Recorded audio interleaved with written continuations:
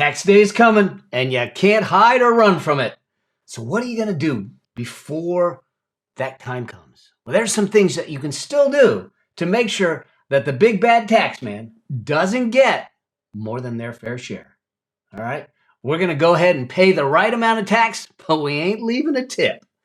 In this episode of the Affluent Entrepreneur Show, I'm going to talk about a couple things that you need to focus on to protect yourself from that, and I'll see you in the episode.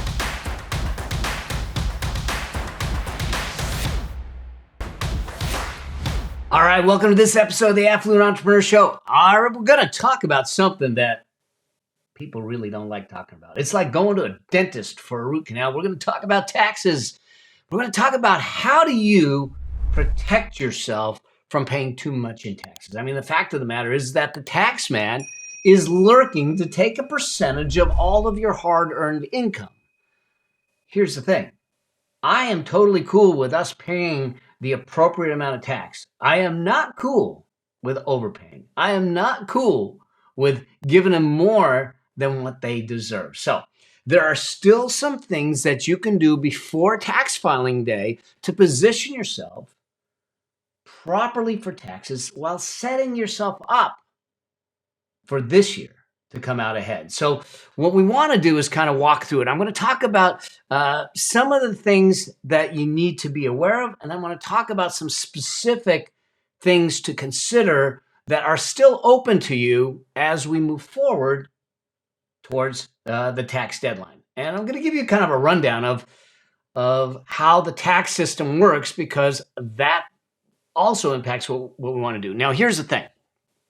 Like I said, we have to pay our appropriate amount. I do not want to overpay, and we don't want to get overly aggressive, and we don't want to do things that are going to get us in trouble. Let me tell you about someone you might know. Okay? You may have heard about this, but Wesley Snipes. I don't know if you know that Wesley Snipes did jail time. He did jail time for tax evasion. Now, here's what happened. Wesley made a fair amount of money back when he was doing a lot of movies, and he found a guy by the name of Eddie Kahn. Okay, that should have been his first hint. Okay, with a last name like Kahn. Now, Kahn actually served jail time for tax evasion in the 80s, and here he is coming back out, and he convinced Wesley to take a position to save millions of dollars in taxes. I mean, like $14 million in taxes by amending a tax return and saying that he's filing. Now, when you sign your tax return, you're saying you're filing it under penalty, you're signing it under penalty of perjury. Basically crossed that out and said, no, I'm not signing under penalty of perjury, which he ended up in jail anyways. And he took a position, which was really a interesting position. He said, I am a fiduciary of God, and therefore I am a taxpayer, and I'm in effect a foreign diplomat, and I'm not obliged to pay taxes. Well, clearly didn't work so well for Wesley. And he took an overly aggressive position and found himself 3 years in prison, plus having to pay the taxes, the penalties, and the interest. Now, I'm not saying that you do that or you get, but I am saying that we need to be careful and we need to be mindful of not doing something that is way out of line, way on the edge, and way aggressive, because it could land you in a whole lot of trouble, and it could even land you in jail. Okay, so that's a thing that we want to do, but it's important for us to not stick our head in the sand, to know some things and have some rules. You know me, of investing and all that stuff. I want to work from rules, so I want to walk you through 7 things that you need to be aware of before I talk about the taxes and some specific things to know. So I'm going to jump to the iPad here real quick, and let's just talk about it. The first thing is this, is to understand that you have a partner, like it or not. Okay? We're not sticking our head in the sand. You have a partner, like it or not. Fact of the matter is that the government is your partner. Now, you have the choice to look at it this way. I have to pay my partner 30% of everything I get, or 40%, or 50% if you're in California. It's crazy, okay? Or you can look at it a different way and say, my partner is subsidizing every expense by 30 or 40%. What do I mean by that? That means that every legal expense that you can take, you get a tax deduction at your tax rate, 30, 40, 50%. So in a sense, it reduces your taxes. And so I choose to look at it as they're a partner in my business that allows me to reduce my taxes moving forward if I understand how to use the code in an appropriate way. So that's number one. Number two is solely relying on a professional isn't enough. And what I mean by this is this whole thing that happened with Wesley Snipes. You do not hand things over. You do not hand things over to a professional and just assume that they're going to do it right. You want to challenge, you want to question, you want to be aware of it. I don't expect you to be a CPA. I don't expect you to be a tax preparer. I don't expect you to be a tax attorney, but I do expect you to be somewhat informed about the decisions that are being made, because at some point you got to sign on the dotted line, not them, okay? Number three, I want you to understand the basic tax law. Now, the basic tax law is not something that a lot of people will talk about, but here's what it is. The bottom line is everything you earn is taxable. Everything, no matter how it's earned. If it's done through barter, if it's gotten illegally, okay? I mean, this is how they got Al Capone, because they got him on tax evasion and not racketeering, because he wasn't paying taxes on the monies that he was generating illegally. So every dollar that comes in is taxable to you, and nothing is deductible. That's the basic tax law. Everything is taxable, nothing is deductible. And then the rest of the tax code, all those volumes, all those pages, all of it are the exceptions to the basic rule. They'll tell you what isn't taxable, and they'll tell you what is deductible. But you need to understand that everything you receive, unless the code gives you permission to say it's not taxable or it is deductible, is fully taxable and not deductible. So we have to look to the code, and we have to look at it from that perspective. There's no such thing as free money in there unless it's written in the code. Now, the fourth thing to understand is that as an entrepreneur, and this one's a big one, as an entrepreneur, you have the ability and the opportunity to deduct those things that are considered ordinary and necessary in generating your income, ordinary necessary expenses in generating your income. And so you want to look at that from those eyes. If there is a deduction that you want to take, is it ordinary? Is it necessary? And there's probably a third subset here is it not lavish? It can't be lavish per se. So you want to look for all those things that are ordinary and necessary. You want to look at the deductions or the expenses or the checks you're writing or the bills you're paying and say, how can I make that ordinary and necessary so it becomes more deductible? And number five is to know the difference between deductions and credits. I'm going to show you an example of how this plays out, because they're two different things. They're not the same thing, and we have certain credits that are available to us, and we have certain deductions that are available to us. And then number six, we want to know the difference between capital gains and ordinary income. Why is that? Because your capital gains rate ranges from 0% to 20%. Your ordinary income can go close to 40%, not including state taxes. So it can get really expensive fast. And so to the extent that we can use the capital gains rate, we can reduce our tax bill. It becomes really important for us to understand that. And then the last piece is this. I want you to always review your tax returns in detail. In detail. Remember what I said earlier. You're signing your tax returns under penalty of perjury, okay? And when you sign under penalty of perjury, you put yourself in a position where you can get put in jail. So it's important for you to understand what's on the tax return. Do not blindly just sign it. I want you to go through it. And your accountant should explain it to you so you understand it. I don't expect you to prepare it. I don't expect you to know all those nuances, but know what you're signing. Your spouse needs to know what they're signing to make that happen. Okay, so hopefully that helps. Now let me explain how this whole thing works about deductions versus credits. This is how our tax system works. I'm going to take you through a flow chart so you can understand it, because I think once you understand this, it'll start to inform you of how things will play out. When we talk about taxes, we have income. And remember, I said that everything you have, unless it's excluded by the tax code, is considered income. It's considered taxable and doing that. Then we have something that are expenses for the business, let's say. Those are called deductions. So it could be office expense, it could be internet, it could be your cell phone, it could be certain travel, certain meals, those kinds of things that come into play. What that does is that gives something called taxable income. This is the amount that your tax is calculated on when you do this, okay?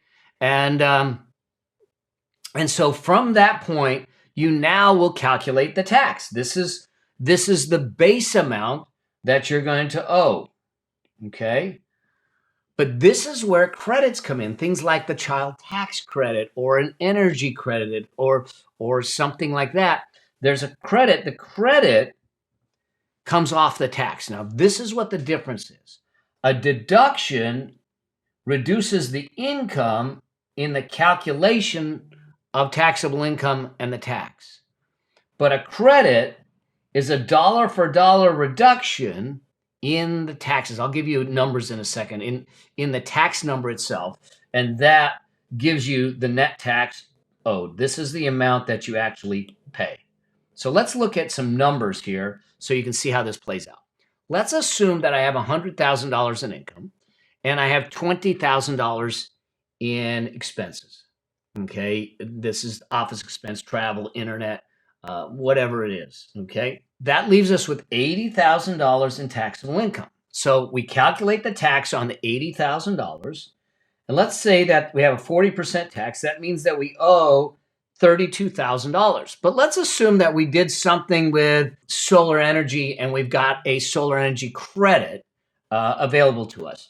So we get a credit of $10,000. Well, that is a direct reduction of the $32,000. So the net tax owed is only $22,000. So you see how the $20,000 reduces the income, but it's before we calculate the tax. The $10,000 reduces the tax directly.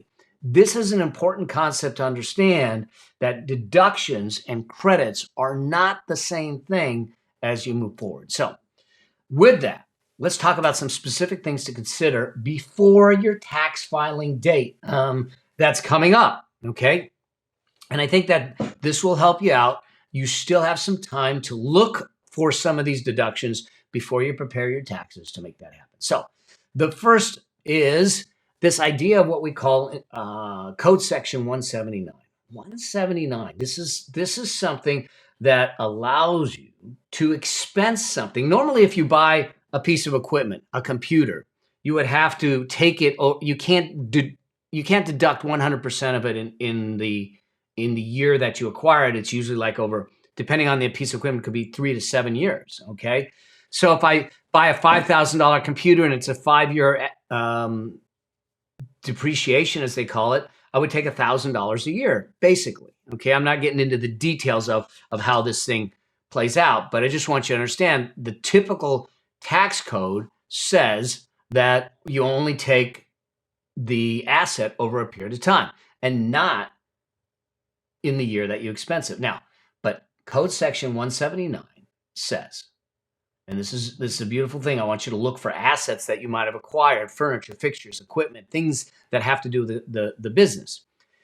As long as you use the asset over 50% for business use, as long as you use the asset for over 50% business use, you can take 100% of it as a deduction. So if I buy that $5,000 computer, I get a $5,000 deduction in the year. So I want you to go back. I want you to look at, did you have any of those expenses? You can do that for up to $1 million and $1,050,000 for last year, and $1,080,000 this year. So if you bought something that is a piece of equipment, let's make sure that you are taking it as a 179 deduction to accelerate it going through. Now, it is limited by your income. So if I bought something that's $100,000, but my income's only 50, you're not going to get the full 100. You'll get the 50. You'll carry the other 50 over to another year. So you want to look at it from that perspective. And then if you're talking about cars have some other limitations around that, unless the car is over 6,000 pounds. Okay. So 179 is the first thing that I want you to consider. Go back, see if you've got any equipment or purchases that might be able to be considered ordinary necessary in your business that you can take. Number 2, meals and entertainment. All right. This thing's changed a little bit. Okay. Meals are 100% deductible for last year and this year. Okay. It will change. Okay. Last year and this year, if it's from a restaurant. Okay. That you go out to a restaurant and that type of thing. Otherwise, it's 50% deductible. Okay. Meals are 100% deductible if from a restaurant. Otherwise, it's 50% deductible. So things like bringing snacks in for the employees, it's going to be 50%. It's not going to be 100%. But to go out with a business associate or a client, discuss business and that type of thing, 100% deductible. Now, you need to keep documentation unless it's under $75. Okay, but if it's more than $75, then I would say just keep documentation the other way. You want to know who was there with you, what was discussed, what was the purpose of the meeting. At a minimum, okay, the business, you're trying to document the ordinary necessary and business case for that deduction because you can take 100% of it this year as long as it was at a restaurant. You cannot do entertainment. That's pretty well gone. Dues for like country clubs, pretty well gone. Okay. That leads me to number 3. Number 3, I know I'm going through this fast, but I think there's some seeds of things here that you'll need to have a conversation with your tax preparer or your CPA or your advisor on these. So number 3 is retirement plans. Here's the thing. You have the ability. Now, some retirement plans, if you wanted to do a 401k or something like that, it's too late if you haven't got it set up because it had to be set up before the end of the year. But you have the ability to put a tax deductible IRA in place as long as it's before the tax filing deadline, before April 15th. Actually, it's April 18th this year because of Emancipation Day. If you're under 50 years old, you can put in $6,000 a person. If you are over 50, you can put up to $7,000. There's this catch-up $1,000 situation. Now, if you happen to have a 401k with your company or with your work, then there are income limitations. So you can still put it into an IRA, but you may not get the tax deduction based on the income limitations.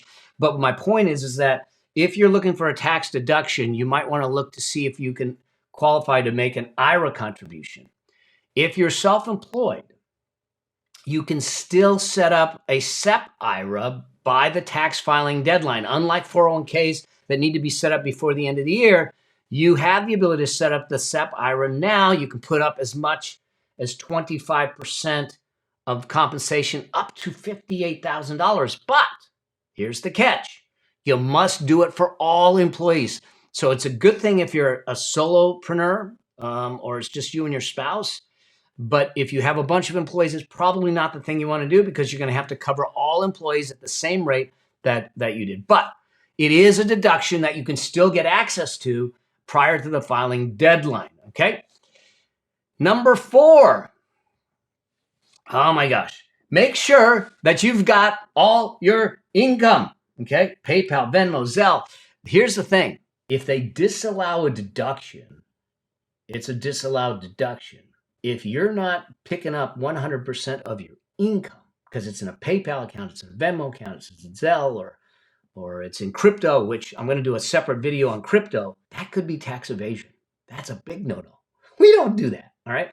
We want to do tax minimization. We don't want to do evasion. Evasion's illegal, okay? Minimization is legal, all right? So I want you to make sure that you picked up all of your income from all the sources to make sure that you've got it covered, okay? That leads me to number 5. Number 5 is beware of crypto transactions. There is a question on the tax returns this year about crypto, and they take it really seriously. Crypto transactions are much more complicated. And the fact of the matter is you may be triggering taxes with your crypto without you even knowing it. The fact of the matter is if you buy something using crypto, you probably have a taxable transaction. Like I said, I'm going to do a separate video on that because it is so complicated. I'm going to walk you through it, but you need to be aware and be careful of crypto transactions because they can create tax situations that you had no idea was going to happen. Okay. Then you have number 6 is charitable donations. Charitable donations. Even if so, you can take donations, a deduction for charitable donations, but even if you don't itemize, in other words, you don't get a chance to take itemized deductions, you have the ability to take either $300 or $600, depending whether you're single or married, as a deduction for charitable donations. So you want to make sure that you take into consideration any charitable donations that you've made. Leads me to 7, and then I got one more for you. Number 7 is the child tax credit, okay? Child tax credit, this is something that came in and has been spruced up. It has been really geared up, and here's the thing. You get for every qualifying child that is over age 6, you get a tax credit, okay? Remember, it's an offset to the tax of $3,000, up to $3,000. If the child is under 6 years old, okay, you can get up to $3,600 per child. So you make sure that the tax preparer and whoever you're using is taking consideration whether you have qualified children that can get you $300 to $3,600 back, depending on the age of the child, if you've got a qualified child. And that is a dollar for dollar reduction in the tax. That's money in your pocket. We don't want to leave that on the table. All right. Leads me to the last one. This one might get people to think a little differently. Number 8, a refund isn't a gift. It's a mistake. A refund isn't a gift. It's a mistake. Yeah, what do I mean by that? Here's the deal. I can't tell you how many people go, woohoo, I got a refund. Let me explain something to you. The refund isn't something from the government as a gift. The refund means that you gave the government too much money during the year. You gave them the use of the money instead of investing it for your future. It's a mistake. What I want to do with my clients is I don't want them to have a huge refund and I don't want to have a huge payment. I want to give the government just enough during the year and not bank on the refund. I'd rather have the money in my client's pocket, in my pocket, so I can use it, so I can invest it, so I can build it and build wealth with it, so I can create my legacy wealth, so I can live with it. But a lot of people going, I got a huge refund as if it was a gift. No, they're paying back your own money to do that. It's not a gift, it's a mistake. All right. So I would look at your numbers moving forward to say, how do we make sure that we're balanced right at that break-even point so I don't get a huge refund and I don't have a huge balance paid, all right?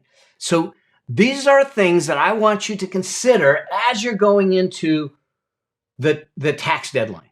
They're still available to you. I want you to look at, there's plenty of more things, but I think these are the ones that are gonna move the needle for you the most. But here's the bottom line.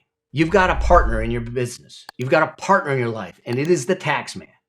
And the key to you making sure that they don't take more than what they deserve is that you understand a little bit about the tax code and how to use it to your benefit. It was built especially for entrepreneurs.